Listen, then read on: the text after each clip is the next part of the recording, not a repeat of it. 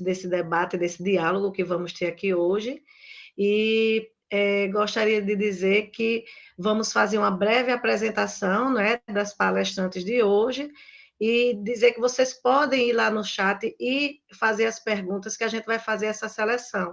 O tema é muito interessante, né? Vai falar da corporeidade ligada à arquitetura e ligada à educação física, esses dois cursos aí, arquitetura e urbanismo, com essas duas potências de professoras, né? Que a gente tem o prazer de conhecer e que estão aqui para divulgar esse conhecimento. Professoras, sejam bem-vindas.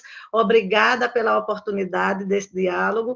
Todos vocês sejam bem-vindos, registrando aqui a participação da professora Soraya Rosa também, né, neste momento. Então, eu vou fazer uma breve apresentação da professora Sônia, em seguida, da professora Camila, certo? E iremos começar o nosso diálogo hoje com a professora Sônia, tá bom? Cada uma terá aí, em média, 25 a 30 minutos para a apresentação de suas falas, e depois nós vamos para o diálogo com todos vocês. Então, vamos lá? Professora Sônia Maia, professora titular do IFRN, hoje encontra-se aposentada, não é? Possui graduação em Educação Física e é especialista em Educação Física Infantil pela UFRN, bem como tem pela UFRN um aperfeiçoamento em Recreação e Lazer, mestre em Mídia e Conhecimento pela Universidade de Santa Catarina, doutora em Educação pela UFRN, pós-doutora em Ciências da Educação pela Universidade do Minho, Braga, Portugal, tem experiência na área de educação, formação, lazer, ludicidade, educação do campo, autoformação, ludopoiese e educação física. Atualmente, é professora do programa de pós-graduação e Prof. EPT em Educação Profissional, pós-graduação Instituto Senso, e é coordenadora do curso de Educação Física do Centro Universitário do Rio Grande do Norte, UniRN, o qual hoje está promovendo esse simpósio, né? A professora Sônia também tem alguns capítulos, artigos de livros publicados nessa área, e nós agradecemos a presença da professora Sônia aqui. Seja muito bem-vinda, professora. Agora vamos apresentar a professora Camila Furukawa, doutora em Arquitetura e Urbanismo na área de mobilidade urbana e meio ambiente, mestre em Arquitetura e Urbanismo voltada à legislação urbanística, arquiteta pela UFRN e tecnóloga de construção civil pelo IFRN, é docente e atua como coordenadora do curso de Arquitetura e Urbanismo do UniRN, é karateca desde os 6 anos de idade e seu cargo mais importante e recente é ser mãe de Maia. Seja bem-vinda, professora Camila, e a palavra agora está com vocês, que vocês vão abrilhantar essa manhã e todo esse diálogo sobre essa casa, essa nossa morada, corporeidade, né, que vai falar aí desses designs imaginários, e sejam agora palestrantes desse momento. Professora Sônia, a palavra é com você. Bom dia, obrigada, professora Cadídia, por ter aceitado o convite, né? Agradeço em meu nome, em nome da professora Camila, em nome do UniRN, a sua presença aqui também, que vai trazer suas contribuições, porque você não foi convidada, não foi à toa, foi também porque você tem conhecimento na área para trazer uma discussão bem enriquecedora para o nosso evento. Agradeço também a presença da minha amiga Soraya, que está aqui presente, e professor Domingos, coordenador também do UniRN, e em especial, e em nome dela, eu vou dar um bom dia a todos que estão nessa manhã aqui, nessa troca, nesse diálogo, que é a professora Ângela Guerra, que é a nossa vice-reitora. Muito obrigada, professora, pela sua presença. Bom, eu e Camila, nós tínhamos esse desejo de fazer esse encontro, esse diálogo da educação física com a arquitetura e urbanismo, porque a gente sempre conversa e vê os pontos em comuns que existem dessa casa que é o corpo, que a educação física trata muito bem, e dessa casa residência, né, que a arquitetura e o urbanismo trata tão bem. E como a gente fazer essa casa-corpo habitar na casa residência. Então, a gente sempre teve esse desejo, e professora Camila, e aí está se concretizando hoje. E eu gostaria de dizer a vocês que a minha fala, a gente tem que prestar atenção, porque ela não é uma fala linear. Porque para tratar de corpo, de corporeidade, eu não posso trazer esse diálogo, essa discussão de hoje de uma forma linear. Ele vem de forma em espiral. Então, por vezes, eu vou ter que trazer vocês, desequilibrar vocês nesse diálogo, tá certo? Me permitam que eu desequilibre vocês, mas é por uma boa causa, tá certo? Então, assim, a minha fala eu dividi em 3 momentos, porque falar de corporeidade eu tenho que trazer vários filósofos, sociólogos, físicos, matemáticos para a discussão, e aí eu preciso focar a minha fala. Então, eu trouxe 3 momentos para a gente fazer o diálogo com a arquitetura. Um primeiro momento, eu quero trazer a discussão dessa dicotomia do corpo, que é tão tratada na sociedade, desse corpo-objeto e desse corpo próprio. No segundo momento, eu quero levar vocês a gente conversar sobre os sentidos do corpo. Qual a importância desses sentidos do corpo para o nosso cotidiano, para a nossa vivência aqui nas relações sociais. E um terceiro momento, eu quero trazer a discussão do controle do corpo para deixar o gostinho para vocês de como a gente libertar esse corpo, tá certo? E aí vai ser uma tarefa de cada um aqui com as suas vivências profissionais, de qual direcionamento tomar para libertar esse corpo, tá certo?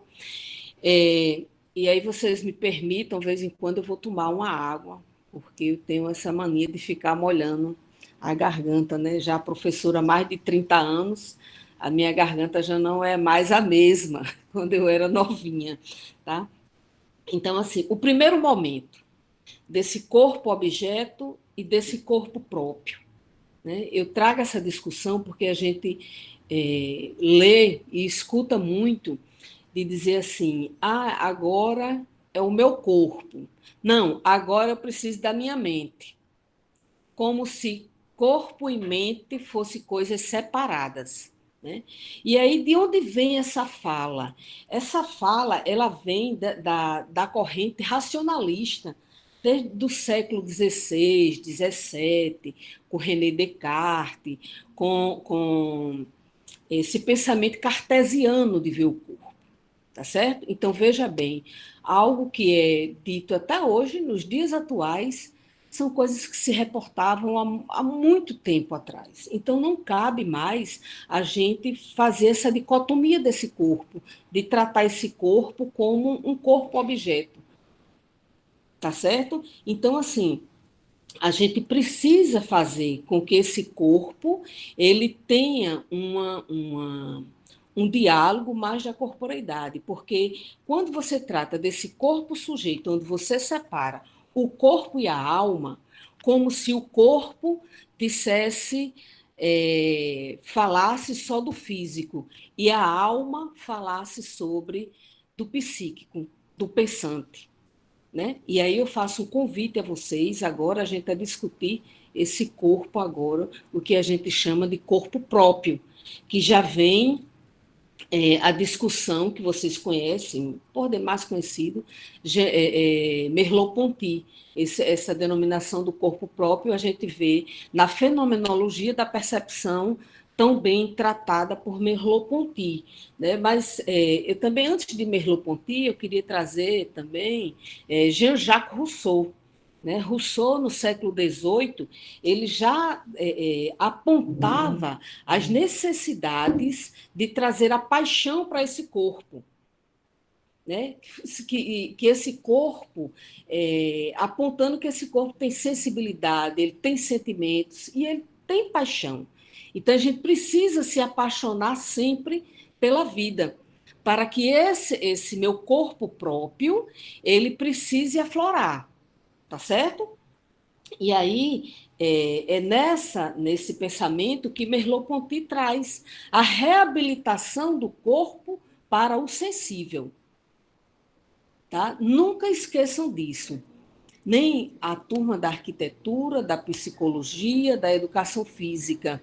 Né? Esse corpo, ele precisa deixar de ser esse corpo-objeto, que é fruto, viu? Não esqueçam, é fruto de umas relações históricas, das nossas relações históricas, pela disputa de poder.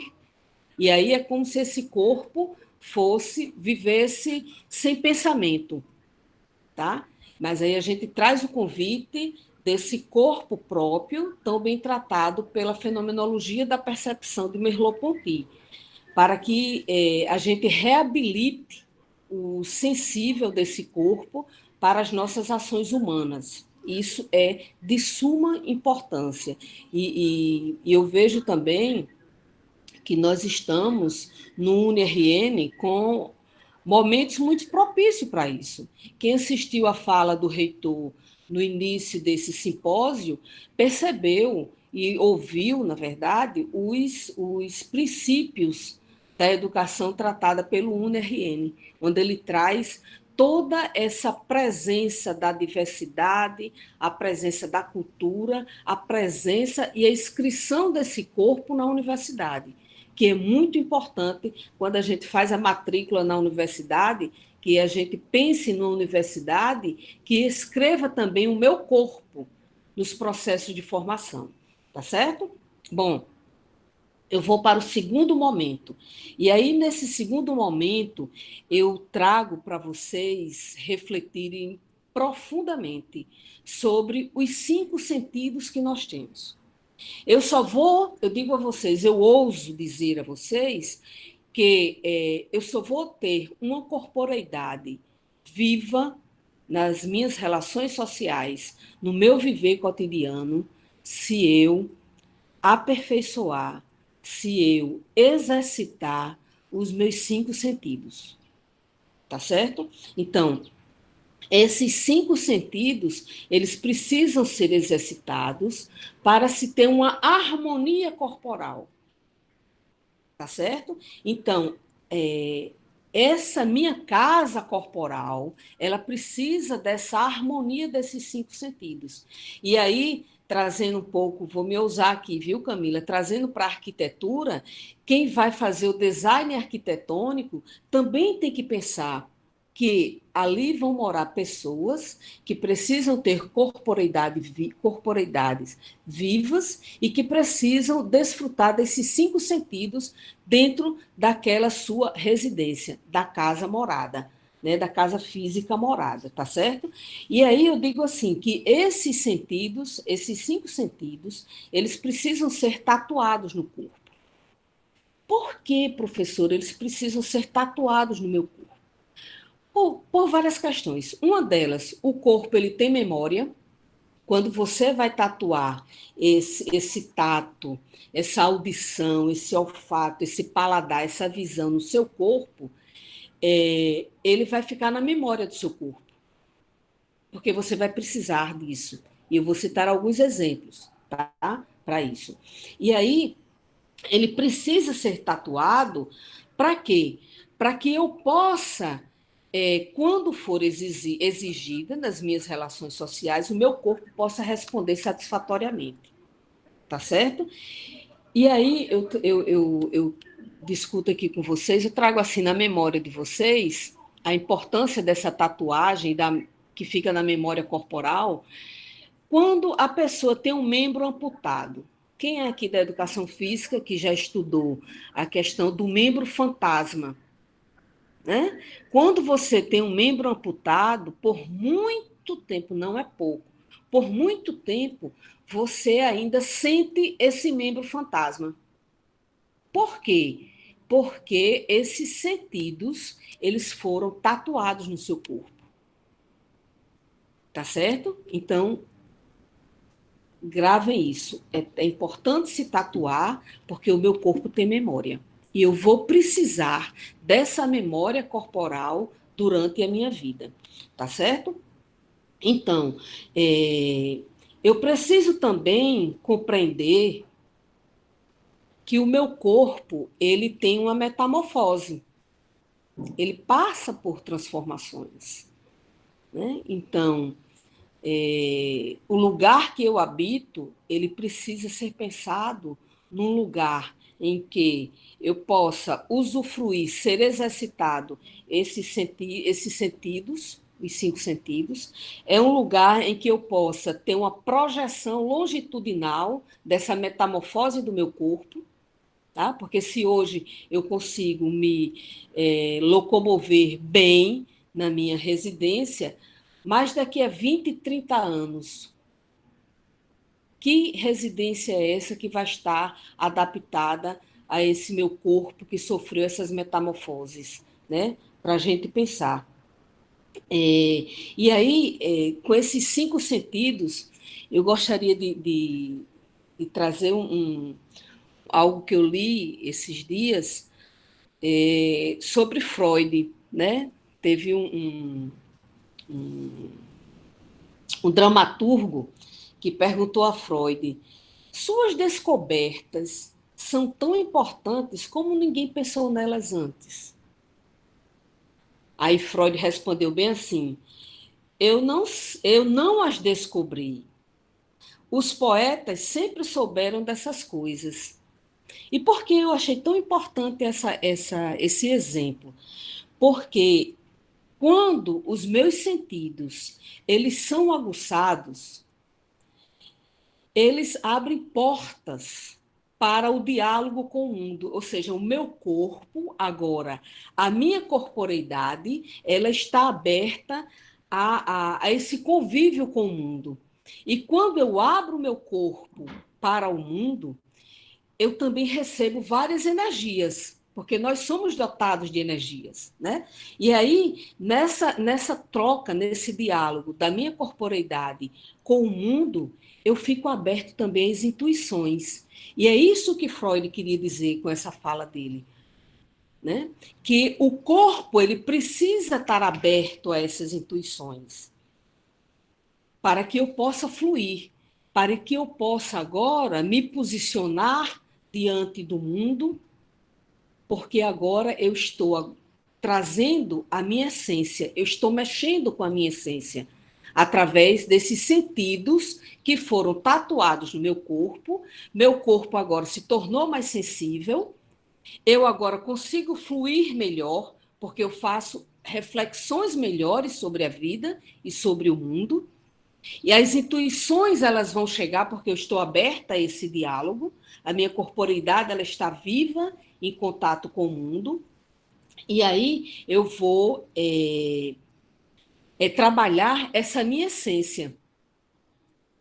E por que é importante que eu trabalhe essa minha essência? Porque eu, com essa minha essência florada e tomando consciência dela, tomando consciência de quem sou eu no mundo, eu agora vou ter uma coisa que a gente chama, ora uma coisa tão importante, algo que a gente chama de identidade cultural. Eu vou ter agora a minha identidade cultural. Eu vou potencializar a minha existência no mundo.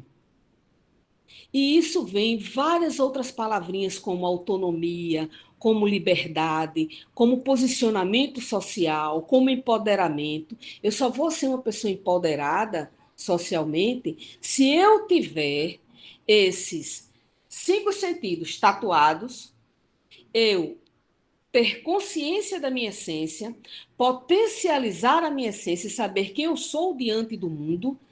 E agora eu vou estar aberta, abrir mais o meu peito para enfrentar, né, para dialogar melhor com esse mundo, tá certo? E aí eu trago também mais dois exemplos,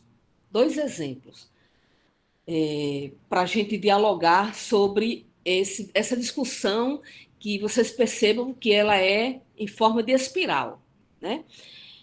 Eu estava lendo esses dias que nos campos nazistas, né, nos campos nazistas, porque tinham pessoas que resistiam tanto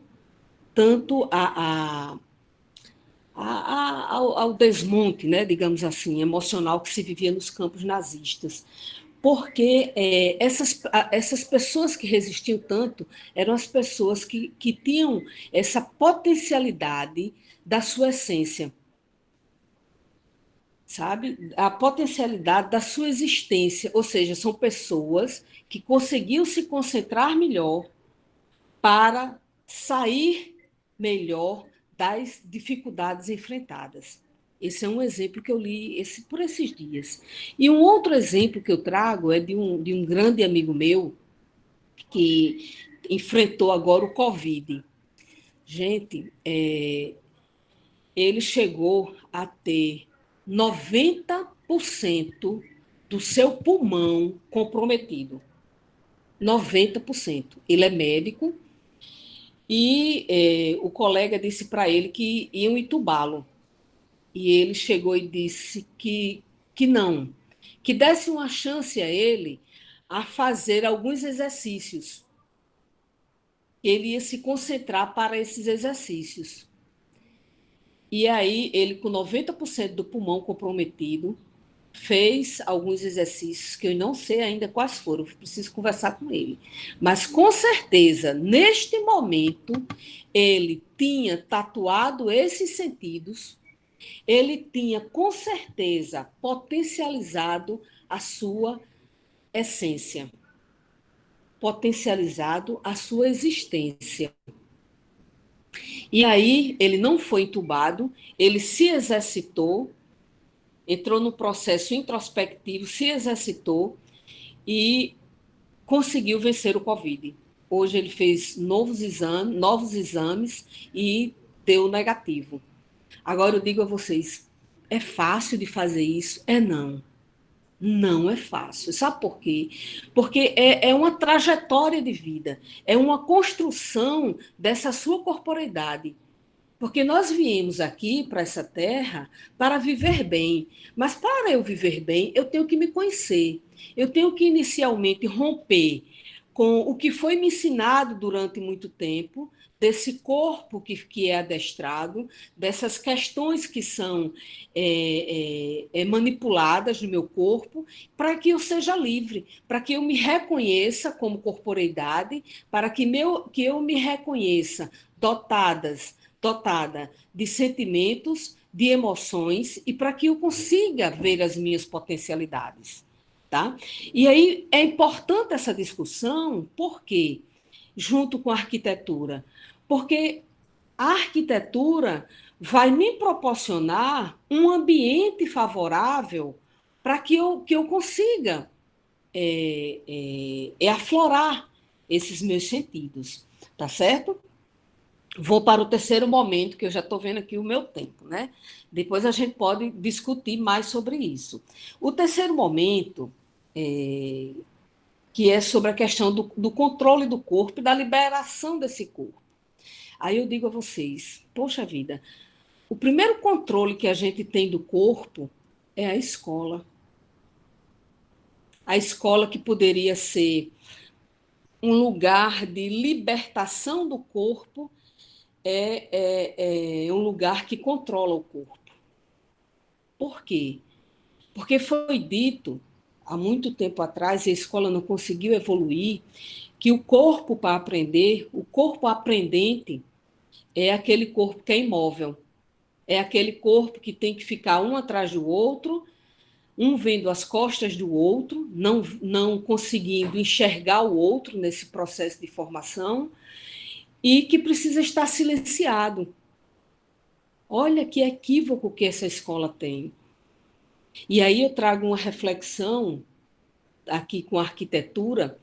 Observem, Camila, as escolas, muitas foram construídas, e existe umas até hoje, que ela é tipo assim, o pátio no meio da escola, ou a quadra, né, Soraya aí que que transitou muito nas escolas do município e do estado, e nas escolas particulares também, a quadra é no meio da escola. Como pode um pátio e uma quadra ser no meio da escola? Ou seja, esse corpo, ele só tem direito de se manifestar corporalmente sob os olhos da direção da escola, sob os olhos da supervisão da escola. Ou seja, é uma forma de manipular, de controlar esse corpo, é uma forma que a escola tem de controlar esse corpo. Né? Porque esse corpo, quando ele está no pátio, quando ele está numa quadra, é um corpo que está dialogando com outros corpos, eles estão trocando experiências, eles estão dialogando, falando das suas experiências de vida, e aí o que acontece? As relações sociais, políticas disseram que não. Você pode se encontrar, esse corpo pode se manifestar, mas sobre o olhar da direção, sobre o olhar do rei. Né? Então, assim, a escola ela precisa ter uma outra arquitetura para dialogar melhor nessa formação. Tá certo? É uma deixa aí que eu trago para a gente discutir. E aí, essa escola, né, essa universidade, que o professor Daladier falou tão bem na abertura desse evento, né, precisa ser uma escola que respeite essa corporeidade viva, né, desse diálogo entre o sensível e o inteligível, para que esse campo energético da corporeidade ele aflore na universidade. Tá certo? Porque se nós estamos no processo de formação de profissionais que vão viver bem além dessa universidade, para além dos muros dessa universidade, a gente precisa ser uma universidade que aproxime esse sensível e esse inteligível na formação dessas pessoas. Tá certo? Isso é uma deixa que eu trago aqui, mas também eu já tô com tempo, professora Cadídia. Ou ainda dá tempo aqui, dá tempo ainda de eu falar dessa relação agora do corpo para se libertar com a. Professora Sônia, mais 5 minutinhos aí, dá para você falar. Pronto, tá certo. Então, agora eu vou falar dessa interação desse corpo com o meio ambiente, da libertação desse corpo.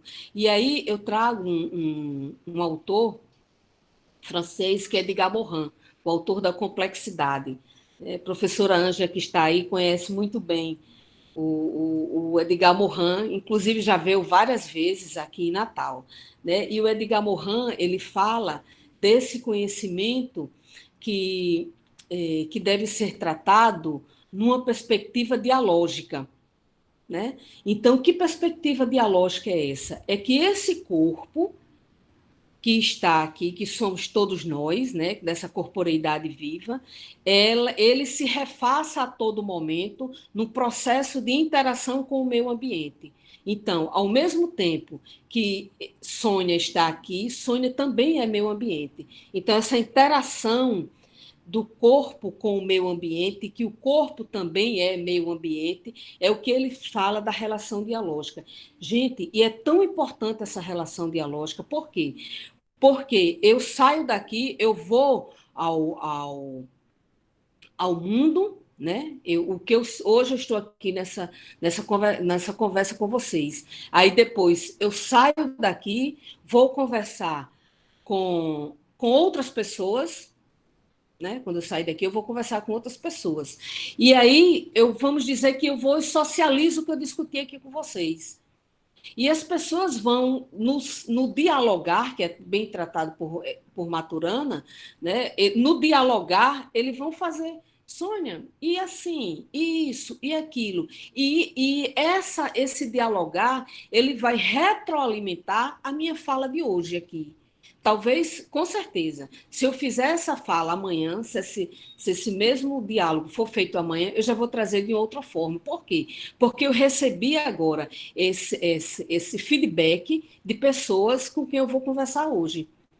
E aí, o que Edgar Morin fala é dessa retroalimentação do novo. Então, eu preciso, aliás, retroalimentação do que já foi construído. Eu realimento o que foi construído, refaço e vou novamente para o meu ambiente. Então, é essas idas e vindas do que eu estou aprendendo hoje, levo para o meu ambiente refaço lá junto no dialogar, volto e já volto com outro diálogo. Então, isso é uma permanência de formação, é o que a gente diz é um processo de transformação constante, permanente, né? O que a gente usa na educação. É um processo de formação permanente. Tá? Então, eu preciso estar aberta a isso. E para eu estar aberta a isso, eu preciso ter aflorado esses sentidos, eu preciso ser uma pessoa aberta à discussão, ser uma pessoa que respeita o outro, que compreende o outro e compreendo a mim mesmo. Tá? Então, esse jogo de idas e vindas da minha formação é super importante. E precisa se ter um ambiente favorável para isso. Seja o ambiente da minha casa, o ambiente da universidade, o meio ambiente, porque eu também sou meio ambiente. Né? E assim, agora, para finalizar, professora, eu não poderia deixar de dizer que uma educação que tem o seu corpo como inscrição, seja na escola, seja na universidade, é uma educação preocupada com a formação e a educação transformadora que tanto Paulo Freire falava. Né? Paulo Freire, que é tão bem respeitado na Europa, tão bem discutido na Europa, mas que os brasileiros ainda precisam conversar mais com Paulo Freire para entender essa educação transformadora.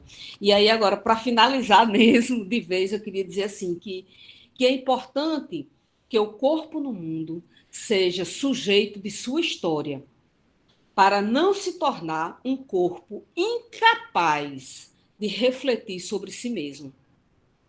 Tá? Então, é com essas palavras que eu termino e depois fico para a discussão. Obrigada, professora Sônia. Uma fala muito relevante nesse processo que a gente está vivendo hoje e que vocês passem a refletir agora com essa conexão que vai ser feita com a professora Camila Furocasa. Pode começar, professora, e uma bela palestra para você. Bom dia.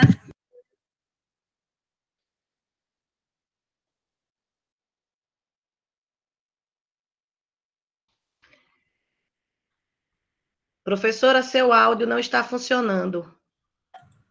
Bom dia, eu agradeço o convite, né, a parceria com a Educação Física, que para mim, no meu caso, é uma parceria de vida, né, como eu disse, eu sou karateca desde 10 anos, casada com um educador físico, então esses diálogos, essas conversas têm sido muito presentes dentro da minha casa e essas reflexões também. Então, eu queria agradecer a professora Sônia, porque a fala dela, além de inspiradora, movimenta os pensamentos, abre caixas, sabe? Aquelas caixinhas, eu poderia falar sobre isso, eu poderia falar sobre aquilo, e é isso mesmo, um tema transdisciplinar, ele é um tema que ele envolve, e se a gente pegar aqui, a gente está falando sobre educação infantil, a gente está falando sobre arquitetura, meio ambiente, psicologia, e horas a gente vai percebendo que essa segregação que foi feita, né, essa separação que foi feita das ciências, elas se juntam, quando elas se amadurecem, elas se juntam e começam a falar uma voz só, voltada para um bem-estar do meio ambiente, para um bem-estar dessa nossa casa maior, que é o nosso planeta. Então, muito obrigada por esse momento de audição. Eu queria agradecer aqui a presença dos meus familiares, da professora Ângela Guerra. É uma honra poder falar para uma professora tão bem estruturada dentro das leituras de educação e da vivência com a educação. Dos meus amigos, o professor Giovanni, a professora Suerda, dos meus alunos aqui presentes, e da minha amiga Raíssa Salviano. Então, muito obrigada a todos por esse momento de fala, de possibilitar que eu fale um pouco sobre aquilo que eu tanto leio. E aí eu queria parabenizar também os alunos transdisciplinares, né, os alunos que são de outros cursos e que estão aqui presentes, vivenciando esse momento com a gente. Estou iniciando aqui o meu tempo. Bom, gente, eu vou compartilhar com vocês uma apresentação. Eu brinquei no início que a professora Sônia ia se garantir falando aqui, mas eu ia usar esse recurso com vocês para fazer essa fala. E aí, a fala seria o tema, a Casa da Morada da Corporeidade dos Designs Imaginários, e eu comecei a imaginação, né? Eu fiz o exercício de me perguntar o que é que eu estava enxergando quando eu falava de casa. E a primeira coisa que me veio foi a sensação de lar, de afeto, de lugar do ser, de propriedade, de memória, de desejo de segurança e de abrigo. E aí eu fui atrás de Toquinho, né? Que ele diz, numa folha qualquer eu desenho um sol amarelo, e com 5 ou 6 retas é fácil fazer um castelo, que é mais ou menos aquilo que a gente trabalha dentro, tanto na infância, quanto dentro da nossa área da arquitetura. E aí eu fui pensar o que é que eu senti em relação à morada, e aí a morada fazia essa relação, que era entre a casa, como uma conexão dessa casa, uma coletividade, um espaço político, de serviço, de conexão, de equipamento, que pensa em relação à localização. Então, a morada, ela é a relação que eu teria com a gente, com o nosso corpo, em relação a um ser social, né? E aí, é de uma América a outra, consigo passar num segundo, giro um simples compasso, e num círculo eu faço o mundo. Então, aí, estou alimentando desse processo. E a corporeidade, né, que é o movimento de pertencimento, de emoção, de sentido, de autopercepção, de desenvolvimento. Que aí é um menino que caminhando chega no muro e logo ali em frente a esperar pela gente o futuro está. Então, a corporeidade, embora seja o presente, né, a presentificação do indivíduo naquele momento, ela traz muito disso que Sônia falou, que é a questão do sentido, né, do sentido, e da tatuagem no corpo, das nossas memórias. E aí eu vou trazer uma memória muito positiva para mim, recentemente, que foi o processo de parto, que tatua na gente uma mudança física, de sentimentos, de percepção, e a gente começa a perceber que a gente extrapola. Não temos mais 5 sentidos, temos vários outros sentidos que se anexam a esse nosso contexto corpóreo, anexam a esse contexto corporal, coletivo, e faz com que a gente transcenda. Então, eu acho que o legal da consciência é a capacidade de você vivenciar o momento e de você transcender esse momento e transcender essas experiências. Então, eu acho muito legal porque no parto, o local que você procura para ele, para você parir, e isso vai para vários animais, né, não só o ser humano, ele é um local onde você sinta segurança, onde você sinta pertencimento. E a nossa casa, a nossa morada e o nosso corpo, ele também fala muito sobre isso, sobre o nosso local, sobre o nosso pertencer, né, sobre a nossa alta percepção. E aí eu peguei o outro tema que tem lá no Designs Imaginários, né, que tem no tema da nossa palestra, e eu fui olhando e pensando, poxa, é isso que a gente faz como arquiteto, a gente sai daquele desenho de casinha, com 5 ou 6 retas eu posso fazer um castelo, e eu posso desenhar uma casa dentro de uma cascata, né, uma casa passando por ela uma cascata, fazer disso uma transformação daquilo que era um conceito inicial. Então, eu passei pelo conhecer, vivenciar, sentir e imaginar. E aí eu trago uma referência, né, o Sapiens, que é um livro que está sendo bastante discutido, que ele fala muito disso, que o diferencia o ser humano é a sua capacidade de imaginação. Então, a capacidade de imaginação do ser humano é aquilo que faz com que, se ele tenha sido trabalhado em relação à sua corporeidade, aos seus sentidos, à sua presença, ele tenha a capacidade de transcender, de imaginar. E isso, gente, é assim, eu consigo transcender, imaginar, é uma coisa muito rica, intrínseca ao ser humano, né? Então, basta imaginar e ele estará partindo, sereno e lindo, e se a gente vai pousar, né? E aí é que a música, a cultura, a arte vem trazendo essa aproximação com a gente. Mas e aí? Rolou um momento que mudou, que trouxe um novo desafio para a gente, né? Dentro de todas as artes, dentro da ciência, dentro da psicologia, dentro da arquitetura, dentro do nosso cotidiano. O que esse desafio ele veio trazendo de palavras para mim? Inteligência artificial, cobiça, consumo, coletividade, respeito mútuo, evidências de conflitos, enfrentamento de conflitos, mudanças de hábito, empatia, saúde mental, desigualdade social.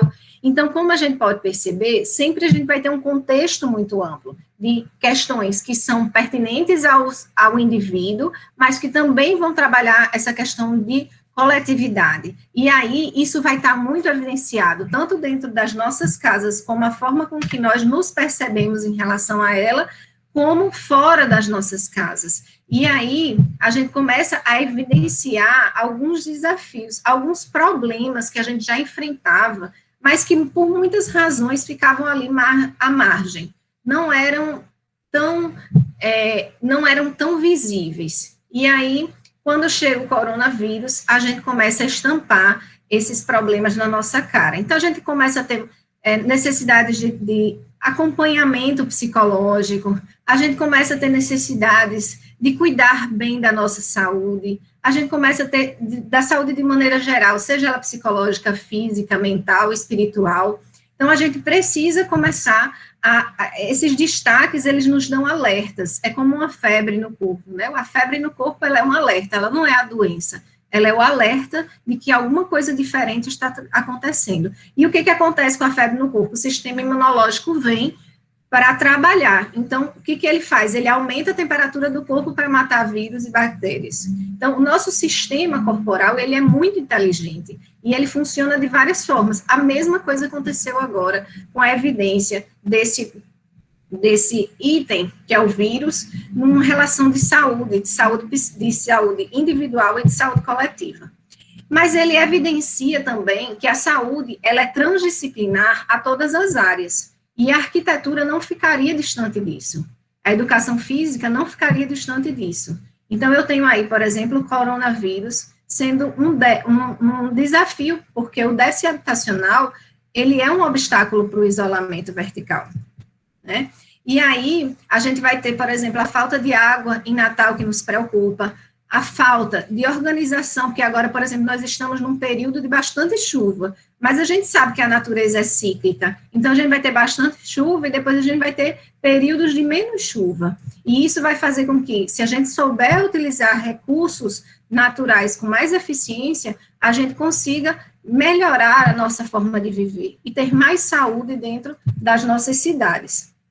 Então, o Covid aí expondo limites de saneamento, né, o problema que possuímos com saneamento, o não tratamento das águas de esgoto. Então, por exemplo, aqui em Natal, nós temos cerca de 70% do esgoto sendo maltratado, né? Então, a gente tem 30% do esgoto sendo bem tratado, 70% aí nesse limiar. E isso faz com que as pessoas de maior baixa renda, elas tenham uma repercussão diferente, elas estejam num barco diferente daquelas que têm uma melhor condição de renda. Isso faz com que estejamos todos na mesma tempestade, foi o que aconteceu, né, o meme que surgiu no momento, estejamos todos na mesma tempestade, mas não estejamos todos dentro do mesmo barco. Então, os reflexos do Covid, eles aparecem de maneira muito mais intensa para aquelas pessoas que são mais desfavorecidas. Aparece para todos, mas de maneira muito mais intensa para isso. E aí, os estudos científicos começam a aparecer para tentar demonstrar essa desigualdade social. Então, o que esse artigo traz, né? Que os fatores associados ao comportamento da população durante o isolamento social na pandemia. E aí, o que mostrou, né? Que Quem sentiu maior impacto em relação ao convívio social foram pessoas que têm maior escolaridade. Eles entrevistaram mais de 16 mil pessoas. Quem sentiu mais os problemas financeiros tinha menor escolaridade e mais baixa renda. Os que praticavam exercício físico antes da pandemia demonstraram ter menor níveis de estresse e maior normalidade no sono.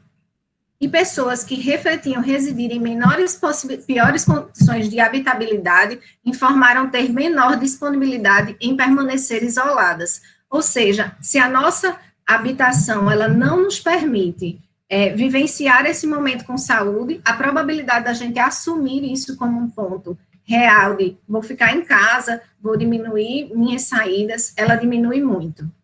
E dentre as pessoas que não ficaram isoladas, 75% consideram que o isolamento diminui a quantidade de vítimas pelo Covid. Então, há uma compreensão coletiva que o isolamento é muito bom, sendo que as nossas condições de habitabilidade, elas acabam, como Sônia bem colocou, controlando as nossas atividades físicas, as nossas atividades corpóreas e as nossas atividades sociais, o que faz com que a gente sinta-se preso e com menos conexão com outras pessoas, ou com menos conexões com o meio ambiente, que a gente se sinta com falta de saúde. Então, isso aparece na ansiedade, isso aparece nos transtornos de comportamento, nas agressividades, enfim. Esse é um contexto que a gente vai ter que começar a trabalhar, porque as nossas casas não são saudáveis. E aí, mais um dado para mostrar, lá do Laís, da UFRN, mais um dado para mostrar que realmente essa questão da morada, ela é diferente. Então, os casos de maior óbito, né, o maior número de casos, o maior número de óbito que a gente teve aqui foi foi na Zona Norte, né? Então, Zona Norte e Zona Oeste foram bastante impactadas, mas tivemos maior número de casos acumulados de óbito lá na Zona Norte. Então, a ONU, ela já trabalhava em relação a isso, a Organização Nacional, né, a Organização Mundial, ela já trabalhava em relação a isso. Ela pensou, como é que a gente pode, a gente tem esse problema, isso foi antes do Covid, tá? E ela pensou, como é que a gente pode deixar as pessoas mais saudáveis? Porque se 80% das pessoas já vivem dentro dos centros urbanos, e esses centros urbanos estão cada vez mais desqualificados de meio ambiente, eles só consomem o recurso de forma extremamente ineficiente, como é que a gente vai trazer mais saúde para isso? E aí ele coloca a saúde no centro do planejamento urbano. Então, esse tema tão transdisciplinar, ele aparece, e aí trago uma indicação de leitura, né, que ele fala sobre a integração da saúde ao planejamento urbano e territorial, que é um livro, né, agradeço a professora Mislene aí pela indicação. Bom, uma dessas questões da ONU, o objetivo é tornar as cidades e os assentamentos humanos inclusivos, seguros, resilientes e sustentáveis. A meta era que até 2030 a gente garantisse acesso a todos pela habitação segura, adequada e a preço acessível, e os serviços básicos e urbanizar as favelas. Veja que com essa pandemia, muitos dessas metas, desses objetivos, não serão atingidos, e a gente consegue até calcular quanto é que vai ser o déficit. Por outro lado, a gente começa a considerar se as pessoas que moram em uma região que é desfavorecida de qualidade de habitabilidade, elas, num sistema de vírus, elas se infectam, elas conseguem, como é que se diz? Elas transmitem mais, elas circulam mais dentro da cidade e elas acabam fazendo essas transmissões. Então, nós estamos conectados, que é o caso que esse vírus, por exemplo, chegou principalmente através do avião. Então, chegou pela faixa de renda mais alta, mas atinge principalmente aqueles que têm faixa de renda mais baixa por causa das dificuldades de acesso ao sistema de saúde. E por locais caminháveis ou locais de práticas abertas, de exercício, de qualidade de vida, de lazer e de bem-estar. Então, aí um artigo que fala sobre a importância de você ter caminhabilidade no nosso contexto. Então, eu vou lá, e aí, uma das formas que a ONU direciona, né, que os estudos direcionam para que a gente tenha mais saúde nas cidades, é que a gente tenha uma melhor capacidade de caminhabilidade. E essa capacidade de caminhabilidade, ela interfere diretamente na nossa saúde. Olha aí esse gráfico, gente, que interessante. Ele fala sobre a mortalidade, né, de adultos, e aí a escala de 1.000 adultos que ele vai fazendo, e ele mostra a quantidade de passos que a gente dá durante o dia. Então, percebam que quanto menos passos, aqui eu estou dando 2.000 passos, maior o risco de mortalidade. Quanto mais passos eu vou dando, a partir de 10.000 passos, eu começo a nivelar essa curva, e eu começo a ter maior capacidade de saúde, de resistir a vários tipos de doença. Então, por que é tão importante a gente pensar em cidades mais caminháveis? Porque isso influencia diretamente na capacidade de saúde. Por que é tão importante a gente pensar na nossa cidade-casa com melhor transporte de mobilidade? Porque quanto mais transporte público de qualidade eu tiver, mais fácil eu vou conseguir me deslocar de um canto a outro. E aí é legal, porque eu fiz uma experiência com os alunos de arquitetura, que eles tinham que me dizer quais eram os 5 sentidos que eles experimentavam quando eles estavam no espaço público. E eles tiveram uma semana para fazer isso. Na semana seguinte, mais de 50% da turma não conseguiu desenvolver esse trabalho, porque eles não tinham estado em um espaço público.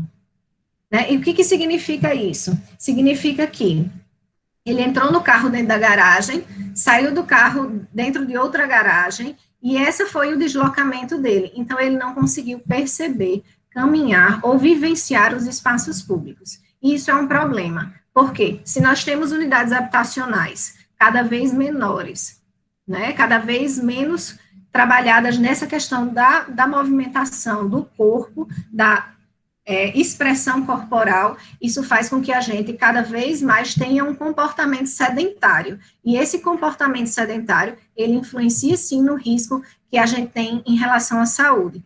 Então, por exemplo, o que a gente tem visto aí? Que 3 em cada 100 mortes no país podem ter influência pelo sedentarismo, né? Então, esse gráfico, ele mostra bem isso. E aí, quais são os caminhos que a gente pode percorrer? Como arquiteto, como morador da cidade, né, porque a gente está entendendo, como morador do país, porque a gente está entendendo essa casa de uma maneira muito mais ampla. Essa casa varia das escalas. Então, eu moro nesse planeta, moro nesse país, moro nesse estado, moro nessa cidade, moro nesse bairro, moro nessa casa, moro nesse corpo. Então, essa casa e essa morada, ela tem várias escalas de intervenção, e essas escalas, várias escalas, e essas escalas precisam ser consideradas e pensadas. Então, eu tenho aí, por exemplo, um dos caminhos possíveis, que é o Plano Diretor de Natal, que está fazendo uma discussão sobre que cidade nós queremos, ou deveria estar fazendo. Minha sugestão é que vocês acompanhem o Observatório das Metrópoles, o Fórum Direito à Cidade, que lá vem tendo um acompanhamento de perto sobre como está sendo essa discussão no plano diretor daqui de Natal. Isso vai influenciar diretamente em como nós vamos construir nos próximos 10 anos e em como nós vamos transformar, transmutar essa cidade que temos hoje. Então, a participação direta, ela é muito importante. Se a cidade precisa de cuidados, quem dirá a nossa casa, não é mesmo? Então, quem é que fez esse checklist aí? Troquei o lugar dos móveis, fiz uma faxina que há anos queria fazer, lavei louça, higienizei as coisas que vieram da rua, comprei equipamentos pela internet. Então, normalmente, a gente fez todos esses checklists. Quem não lavou louça, eu sugiro que lave uma louça para dizer que passou por essa pandemia, tá, gente? Então, o seguinte, o que essa pandemia influenciou aí no termo de arquitetura, né? Que as pessoas começam a procurar por mais espaço para morar. Muita gente alugou casa, saiu de dentro do apartamento e foi morar numa casa. Muita gente saiu de casa e foi para o interior, né? Muita gente deixou de morar só para morar com outras pessoas, para voltar para suas raízes. Então, cada demanda gerou um comportamento diferente, mas no mercado imobiliário, a gente vê aí bem mais vendas de casa e procura por apartamentos maiores. Então, como é que o coronavírus, o coronavírus, na verdade, a gente usa essa frase, mas como é que esses alertas estão mudando o jeito que a gente mora e o jeito que a gente vive, né? E aí, eu trago aqui uma outra música, que é a de Francisco, que ele diz que triste, louco ou mal, o nome da música, né? Que o homem não me define, sua casa não te define, sua carne não te define e você é seu próprio lar. Então, que a gente cuide bem do nosso próprio lar, porque somos natureza, não é o planeta e a gente, nós somos parte desse planeta. E aí, eu agradeço o professor Eduardo Caldas, que ele vem mostrar quais seriam os comportamentos sedentários e quais seriam atividades físicas que a gente pode fazer dentro das casas.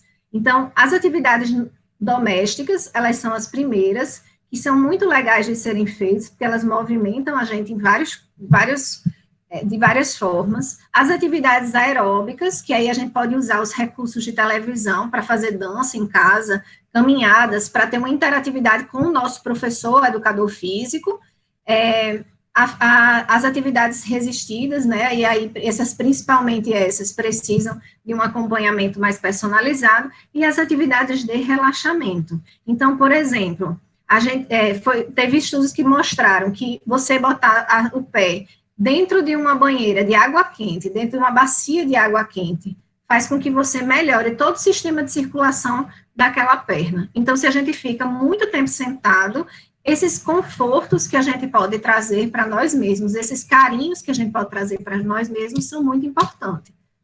E aí, é que quando o tempo sedentário que a gente dá, que é de ficar assistindo TV, de ficar na frente do computador, porque embora a gente esteja trabalhando mentalmente, fisicamente nós estamos contendo nossa energia, faz com que a gente tenha que fazer contramovimentos, ir contra essa dinâmica. E aí, o que a gente vai fazer em relação a isso?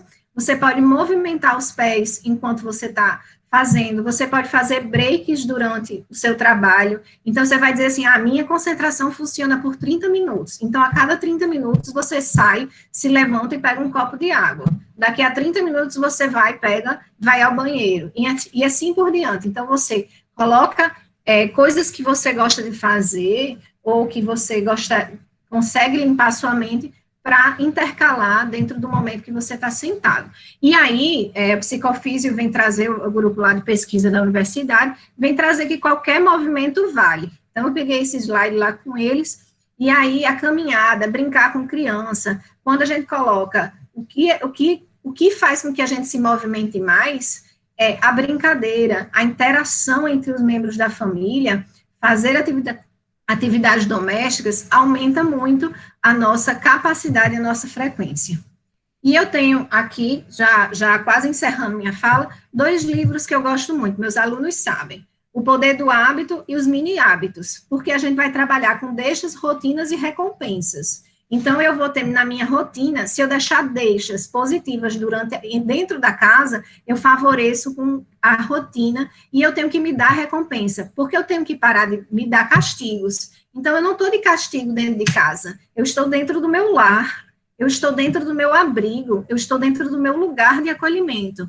Então, eu preciso deixar pistas para mim mesmo que esse lugar é um lugar legal. E aí, eu preciso considerar a energia de cada ambiente. Então, se eu tenho a minha cama para dormir, eu não posso ter no meu quarto o meu local de estudo.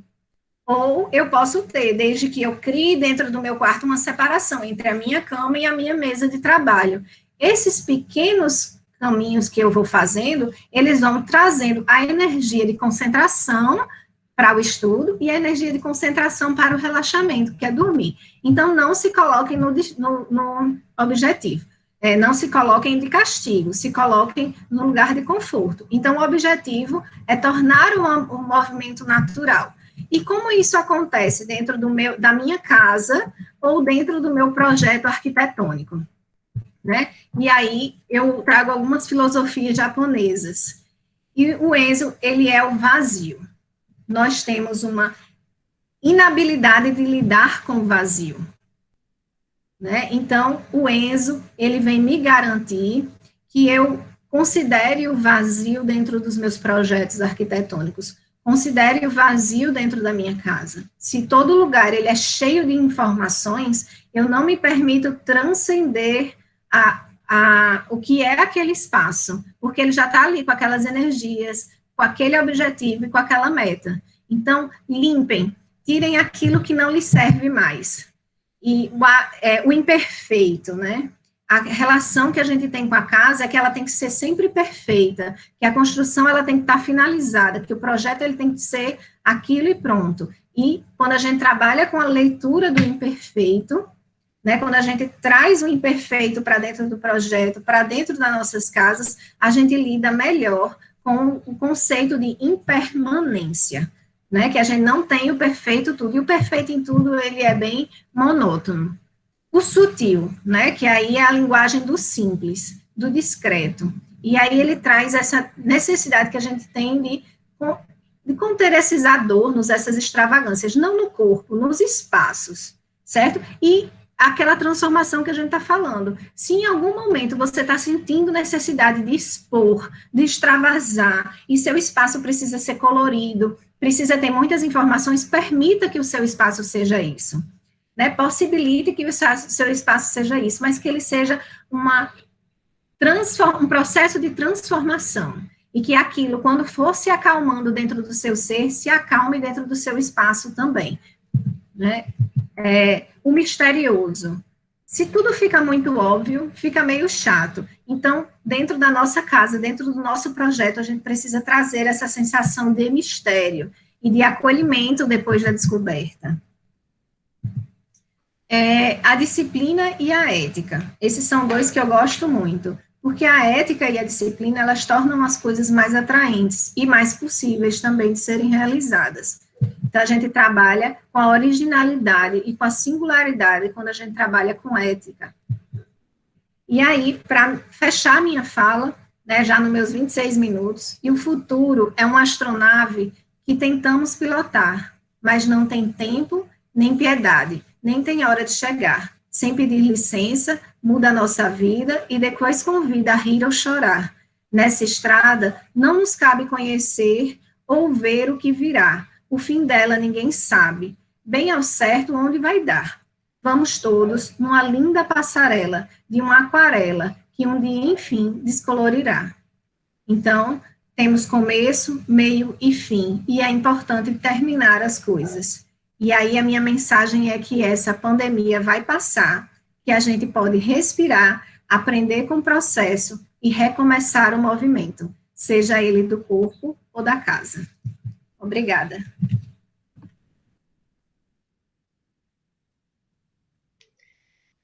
Obrigada, professora Camila, belíssimas palavras, belíssima reflexão, junto aí com a professora Sônia.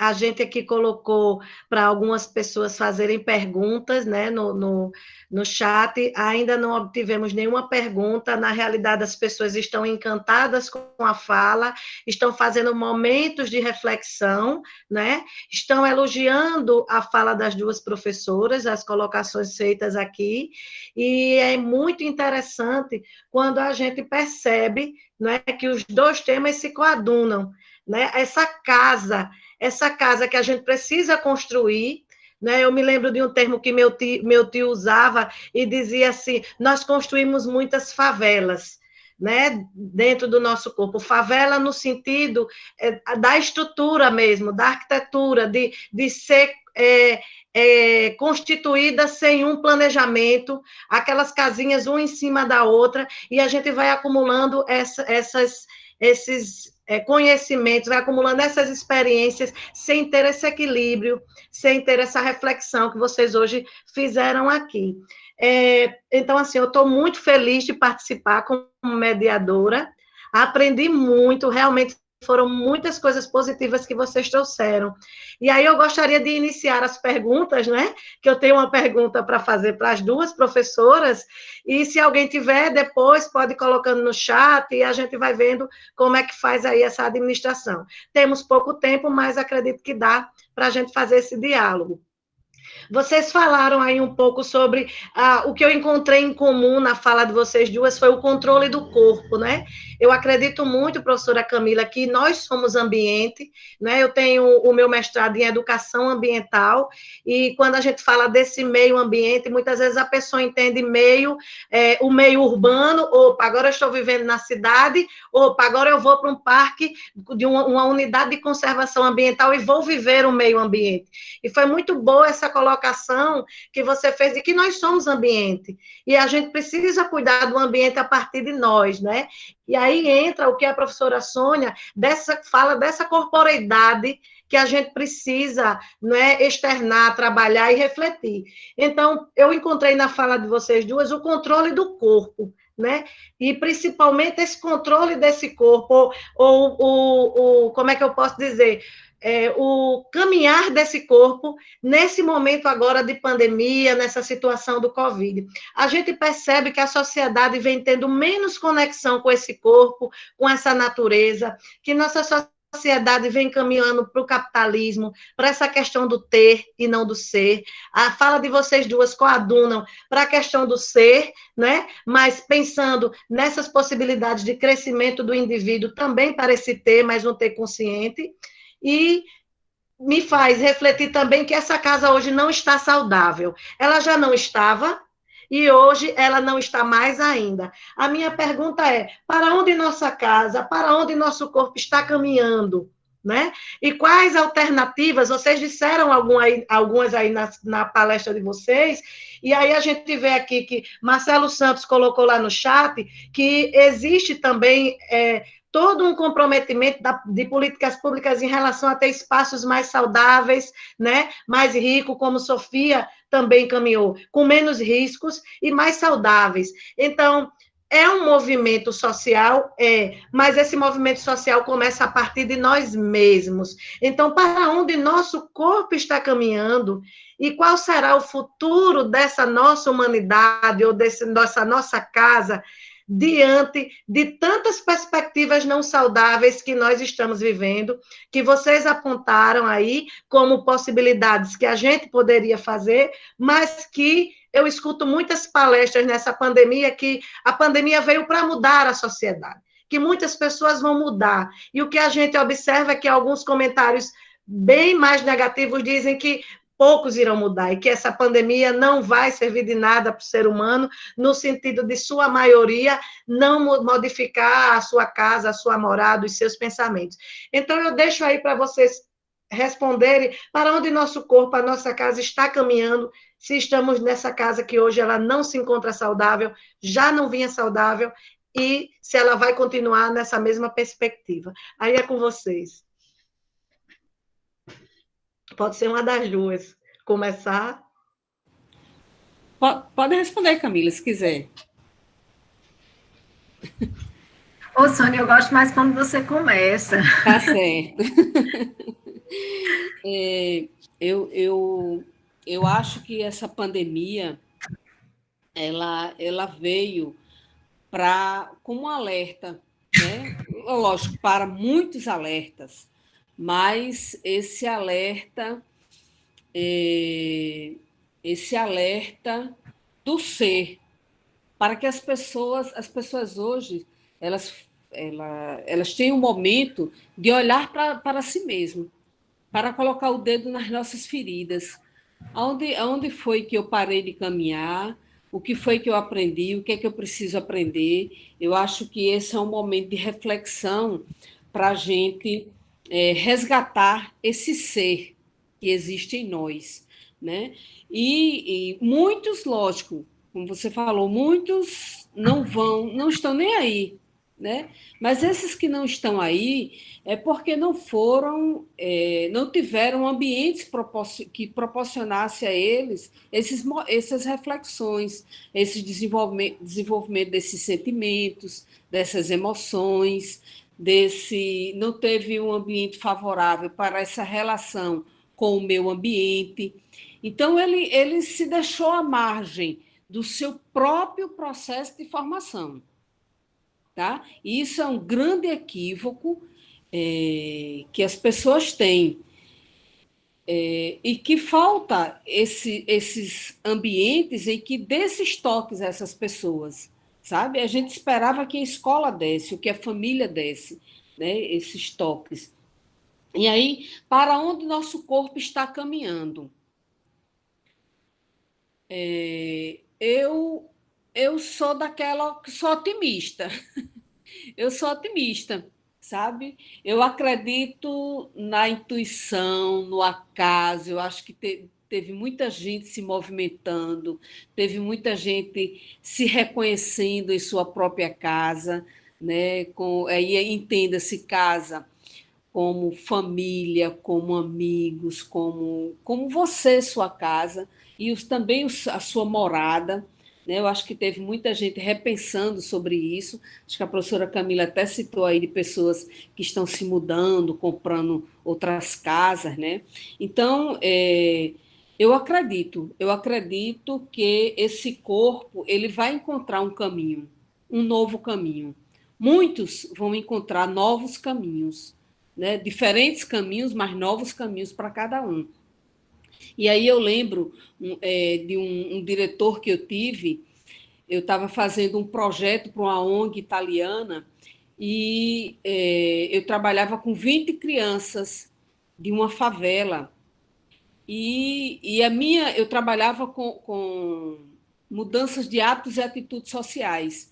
E a minha angústia era, por mais que eu trabalhasse, e eu via as mudanças a passos lentos, né? E o diretor uma vez chegou para mim e disse bem assim, professora, não fique ansiosa, porque se você conseguir mudar uma pessoa, uma dessas crianças, você já conseguiu uma grande coisa, né? Então eu acredito que esses corpos que vão encontrar os seus caminhos, se eles pode ser que sejam poucos, pode ser que sejam muitos, mas já é um avanço.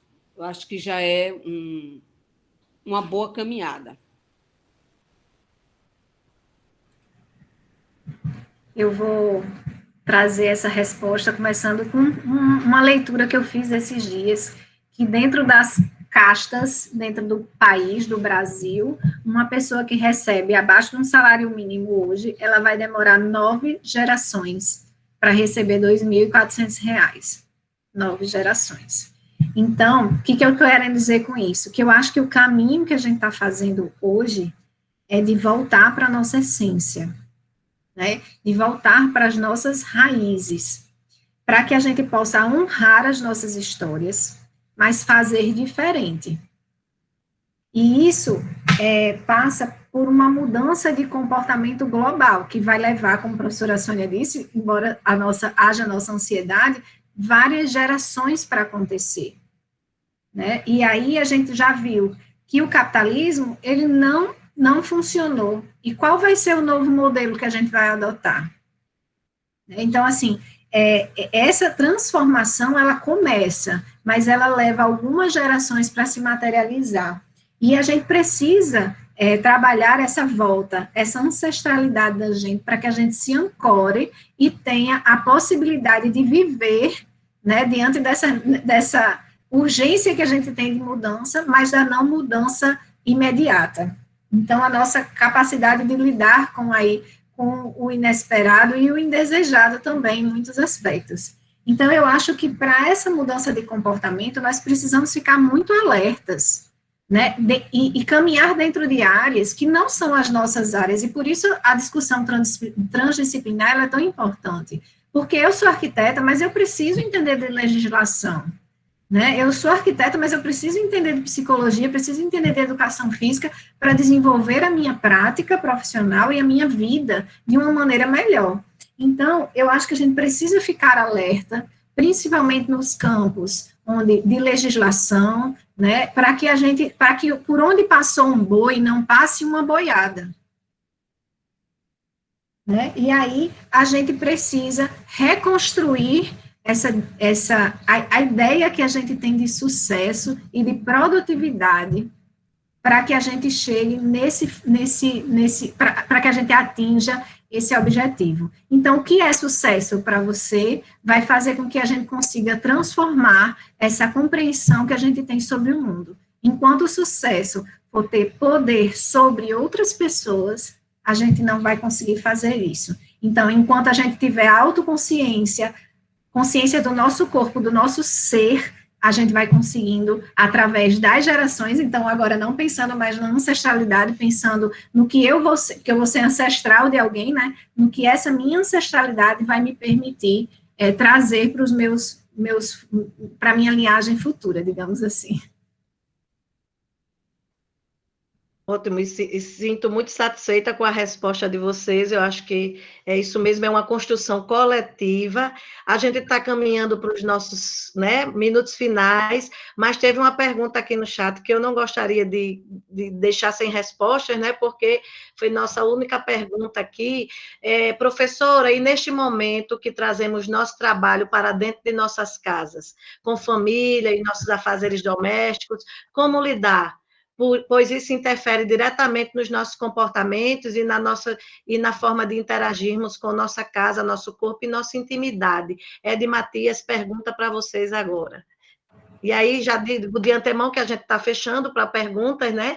E na fala final das professoras, as professoras já podem responder e ir já encaminhando para as falas finais. Bom, como eu comecei, vou continuar, né? Muito boa pergunta do professor Edeilson, Edeilson que também é professor de Educação Física e trabalha com o corpo. Eu acho, Edeilson, que é uma boa oportunidade para que a minha família conheça um pouco de mim no trabalho, um pouco de mim no meu local de trabalho. Porque o que acontece? Né? Nós vivemos, nesse momento, dois mundos. Né? Um mundo de Sônia, professora, que está lá no Uni trabalhando, e o outro mundo de Sônia dentro de casa. E, por muitas vezes, as pessoas que vivem comigo no meu mundo da minha residência não conhecem quem é Sônia no trabalho.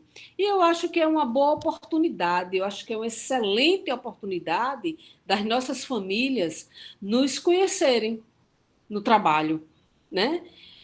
E eu digo, por que eu digo isso? Porque tem tantas pessoas que não querem se aposentar porque não querem voltar para casa. O retorno para casa se torna difícil.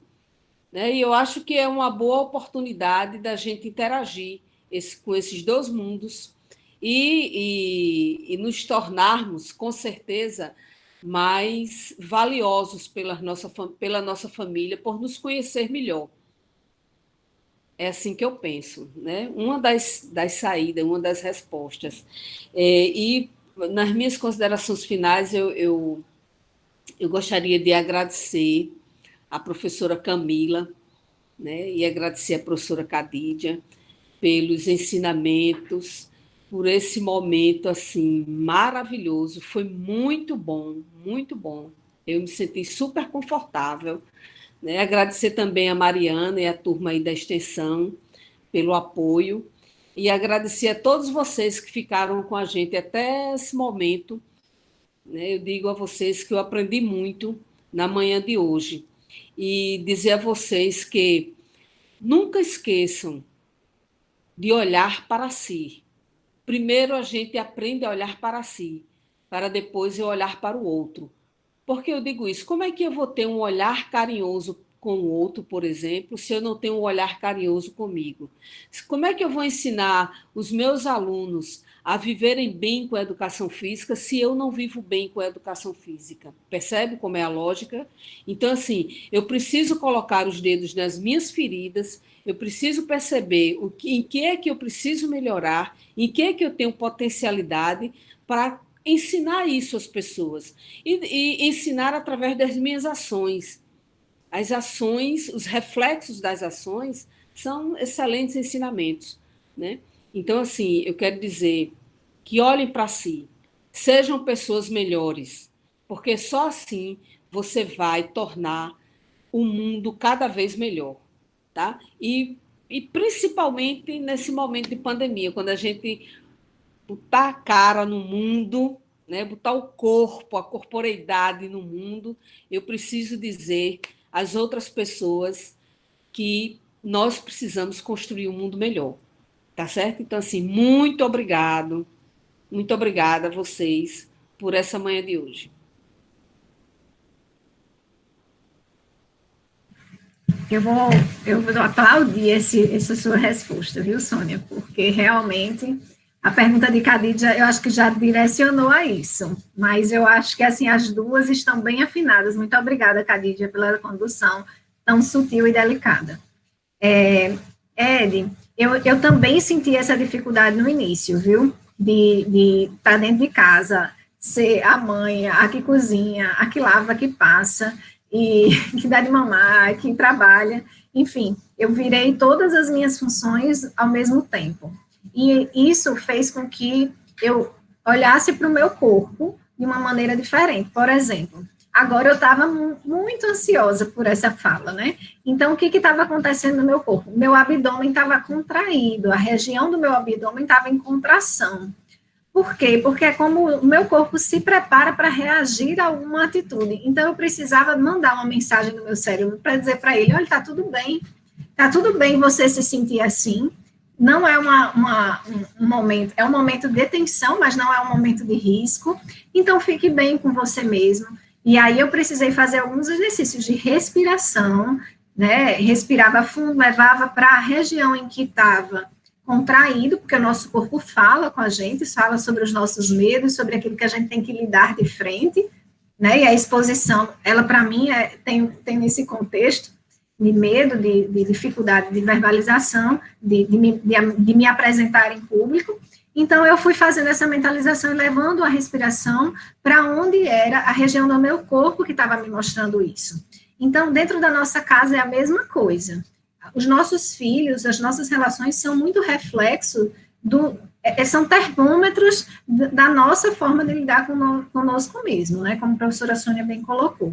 Então, olhe para a sua casa, identifique quais são as energias da sua casa, né? Como é que você se sente em cada um desses ambientes e como é que sua família se sente em cada um desses ambientes. Às vezes, ter mais espaços vazios mesmo, em que vocês possam se sentar no chão, interagir de uma forma diferente, se conectar, olhar um no olho do outro, vai fazer com que vocês tenham tempo, mesmo que sejam curtos, de mais qualidade, e isso permita que seus filhos, sua esposa, ou as pessoas que convivam com você tenham mais tempo de qualidade com você e tenham mais calma para viver os outros espaços da casa e as outras funções que você tem que exercer. Então, no momento em que eu não supro as pessoas, ou não me supro dessa conexão comigo e com o outro, uma conexão real, presentificada, aquele outro vai demandar de mim uma maior necessidade. Lógico que aí tem as fases da vida, a idade da criança, tem tudo isso, mas o que eu estou querendo dizer é que quando mais tempo de qualidade você tiver com as pessoas, mais você vai conseguir exercer as suas funções. E essa limpeza do espaço, a abertura desses espaços, abre em nós espaços para transmutar essas novas formas de viver, essas novas demandas pessoais. Bem colocado por Sofia aí. Vamos abrir nossas casas, conectar o interno com o externo, aí abrir nossos corações também. Obrigada.